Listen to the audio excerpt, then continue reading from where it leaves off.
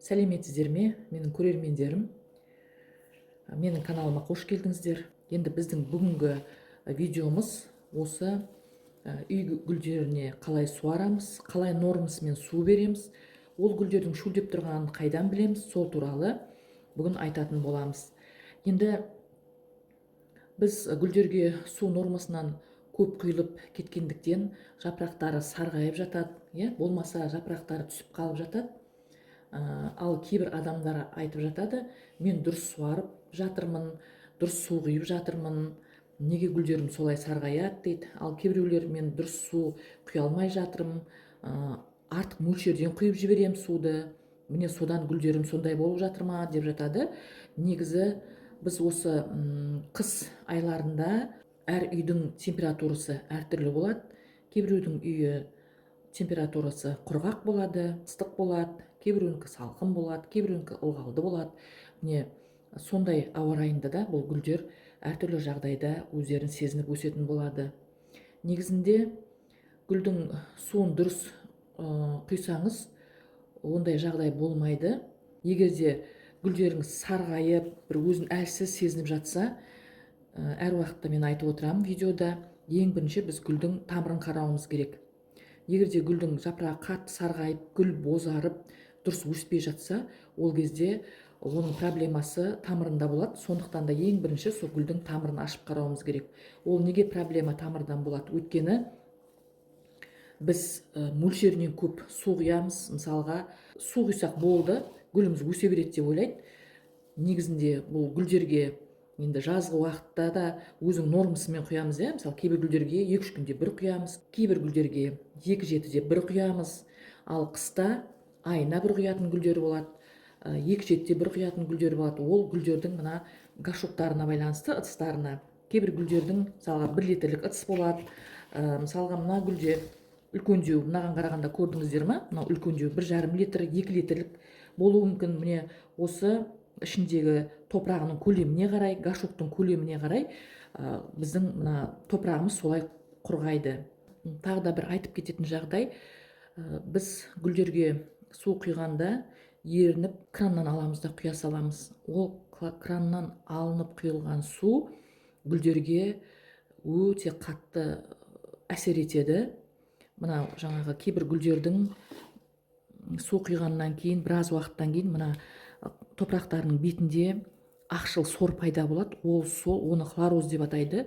Ол хлороздан гүлдер өзін әлсіз сезініп өспейтін болады. Өйткені ол хлороздың өзі де ол ауру болып келеді. Сондықтан да біз әр видеода барлық гүл өсірушілер айтып жатады, ескертіп, крандағы суды 1-2 күн аузын ашып қою керек. Өйткені ол крандағы судың ішінде извест болады, темір болады, тұз болады. Міне солардың барлығы шығу керек, ұшып. Ал кейбіреулері неше күн қойсаң да ол суда қалып қояды. Сондықтан да біз осы гүлдерді күтіп баптауда сондай қателіктерді болдырмауымыз керек.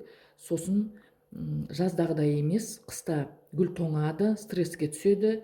Өйткені жазғы ыстықтан күзгі қысқы салқынға ауысқаннан кейін гүлдер стресске түседі.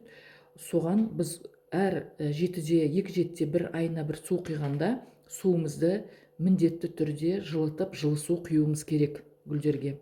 Енді біз гүлдердің қалай су ішкісі келіп тұр, соны айтайын. Менің гүлдерімнің барлығы су ішкісі келіп тұр. Міне өздеріңіз көргендей, бұл гүлге айтпай-ақ су құйсақ болады. Өйткені мына гүлдің жапырақтарының барлығы шөлдеп төмен қарап тұр. Өйткені әдейі мен осы гүлге сіздерге осы видео түсірейін деп, осы гүлге 2-3 күннен бері су құйған жоқпын. Енді қазір сол сіздермен бірге отырып, осы гүлдерге су құятын боламыз.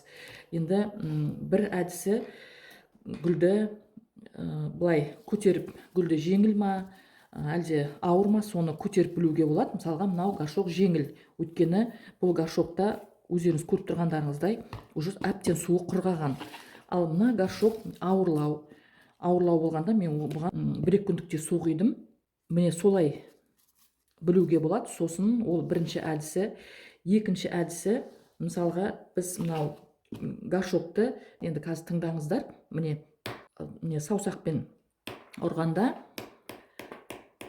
ашық естіліп тұр, дауысы. Ал енді мынау горшокты ұрып көрейік. бұл горшоктың дыбысы күңгірттеу естіліп тұр. Өйткені бұл горшокта су бар деген сөз. Ал мынада су жоқ. Уже горшоктағы су кепкен. Біз ана қарбызды мысалға шертіп көреміз, сол қарбыз піскен ба, піспеген ба деп, сол кезде осындай жарқын ашық дауыс шықса, біз ол қарбызды пісті деп аламыз, Ал бұндай дауыс шықпаса, күңгірт болып шығатын болса, біз ой, бұл қарбыз піспеген дейміз. Сондай сияқты бұл гүлдің горшогында өстіп қолмен шертіп көріп, ұрып көрсек, міне осыдан білуге болады, горшокқа су құю керек екенін. Міне бұл екінші әдіс. Енді үшінші әдіс мынандай таяқша салу әдісі. Біз осы таяқша арқылы гүлдердің қаншалықты құмының су ішкісі келіп тұрғанын білеміз. Мысалға мен жаңағы мына горшоктан алып тұрмын ғой. Мысалға 1-2 секунд бұрын тықтым. Енді қарасақ, өздеріңіз көріп тұрғандарыңыздай, горшокта су жеткілікті. Біз бұған су құймаймыз. Енді мысалға біз 25-25-25-тен 4-ге осыны бөліп процентке шағатын болсақ, мына горшокта 100% су бар деген сөз. Бұған біз су құймаймыз.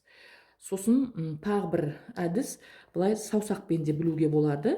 Саусағымда құм қалып тұр. Бұл горшокқа су құймаймыз. Өйткені бұның өзінде су жеткілікті. Енді ал мына горшоктағы құмды көрейік. Бұл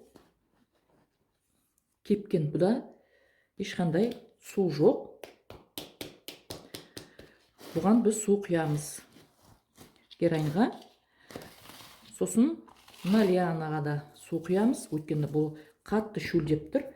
Хлорофитум бұл да қатты шөлдеп тұр. Өздеріңіз көрсеңіздер, ешқандай менің саусағыма құм жабысып тұрған жоқ. Енді қазір біз осы шөлдеп тұрған гүлдерге су құятын боламыз. Ол қандай су? Қазір мен сіздерге көрсетемін. Мен мынандай тындырылған жылы су алдым. Оған мен қазір мына янтаринді қосамыз. Бұл янтарин регулятор роста растений дейді. Менің видеоларымды көрсеңіздер, сол видеода да бар. Осы янтарин туралы айтылған видеоларым. Бұл біз суды қыстың күні мынандай қара су құйғаннан гүлге осындай қоспаларды қосып құйсақ болады. Бұл қоспа ретінде янтарин болсын, перекс болсын, аммиак болсын, олар тыңайтқышқа жатпайды. Бірінші алдын ала 1 күн бұрын, 2-3 сағат бұрын суарып алу керек, сосын барып тыңайтқышты беру керек дейді. Бұлай қарасақ, мысалға, біз адамды алып көрейік, біз тамақ ішпес бұрын, мысалға, 200 грамм су іш дейді. Сол кезде сен тамақты аздау ішесің дейді. Сол мысалға біз суды ішіп алғаннан кейін, біз тамақты аз ішеміз. Тамақ батпайды су ішіп алғаннан кейін. Сондай сияқты гүлдеріңізді алдын ала суарып алып, гүлдеріңіздің тамыры су ішіп алғаннан кейін, ол сіздердің құйған тыңайтқыштарыңызды өздерінің бойына сіңіріп тамыры ала алмауы мүмкін.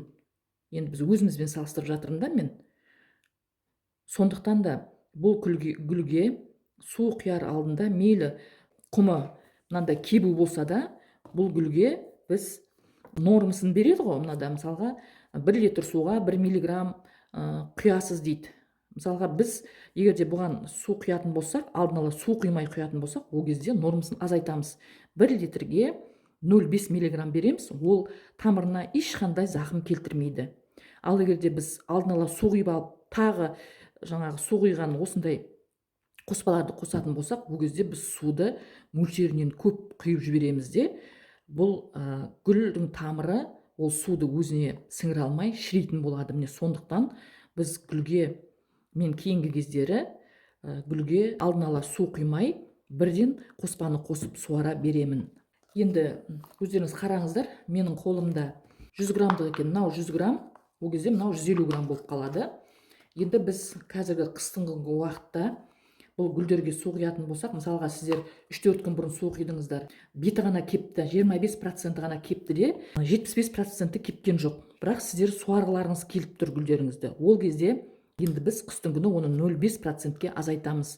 Бұрын біз мысалға бұған 150-200 грамм құятын болсақ, енді біз 100 грамм құйсақ та болады. Қазір соны біз көреміз. Міне қазір янтариннан мен бір колпачок емес, 2 миллиграмм ғана 1,5 литрге құямын 1,5 литр суға. Бұл көп емес. Міне мысалға колпачоктың өздеріңіз көріп тұрсаңыздар, мысалға жартысына да жетпейді. Бұл 2 миллиграмм. Сол 2 миллиграммды мен қазір осы 1,5 литрлік баклажкамызға құятын боламыз. Араластырып жіберейік. Енді мен қазір осы гүлдерімді астына су құймай, осы қоспамен суарғанда тек мына горшоктың жиегімен ғана суару керек. Қазір мына жапырақтардың барлығы су ішкеннен кейін көтеріледі. Міне, көрдіңіздер ме?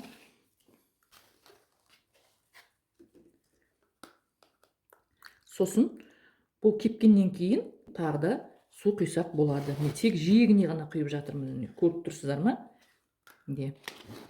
Осының өзі гүлдерге жеткілікті.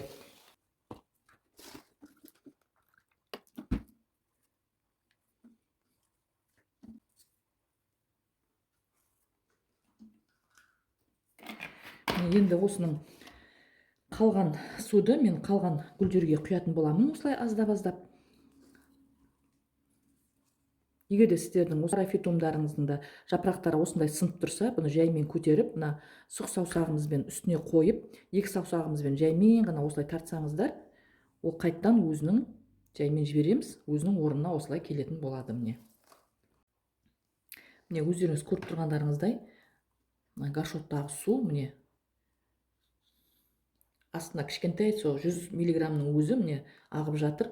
Сосын мысалға біз қараңыздар, су мысалға сарғыштау, ал біздің құйған суымыз мөлдір. Неге мөлдір су құямыз? Неге бұдан астына сарғыш су ағады? Өйткені мына ағып жатқан сарғыш судың барлығы топырақтағы витаминдер ағып кетіп жатыр.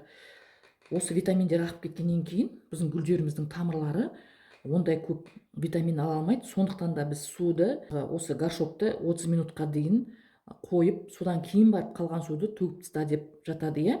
Міне қазір мен бүйтіп қоямын. Жарты сағатқа дейін егерде бұл гүлдің суын ішіп қоймаса, ол кезде мен қалған суын төгіп тастайтын боламын. Осы дайындалған қоспамен ылғалды жақсы көретін гүлдер бар ғой, сол гүлдерді осы сумен бүркісек те болады. Тағы да бір айтып кететін жағдай, егерде енді мен осы өзімізбен салыстырайын гүлдерді, егерде біз тамақты мөлшерінен көп жеп жіберсек, сол кезде біз отравление болдық дейміз. Гемоглобиніміз түсіп, қатты әлсіреп, жағдайымыз кетеді. Сол сияқты бұл гүлдерде, егерде біз мөлшерінен көп су құйып жіберген жағдайда, бізде гемоглобин десек, гүлдерде хлорофилл дейді екен. Сол гүлдердің хлорофиллдері түсіп кетіп, гүлдер әлсіреп, сарғайып, сөйтіп бұларда өзін әлсіз сезінеді екен. Сондықтан да біз өзіміздің гүлдеріміздің өздерін жақсы сезініп, жақсы өсу үшін гүлдерге суды мөлшерімен беріп, тыңайтқышты мөлшерімен беріп отырсақ, біздің гүлдеріміз жақсы өсетін болады. Егер де менің видеом сіздерге пайдалы болса, лайк басып, комментарий жаза отырыңыздар. Сіздермен болған бақыт, сау саламатта болыңыздар.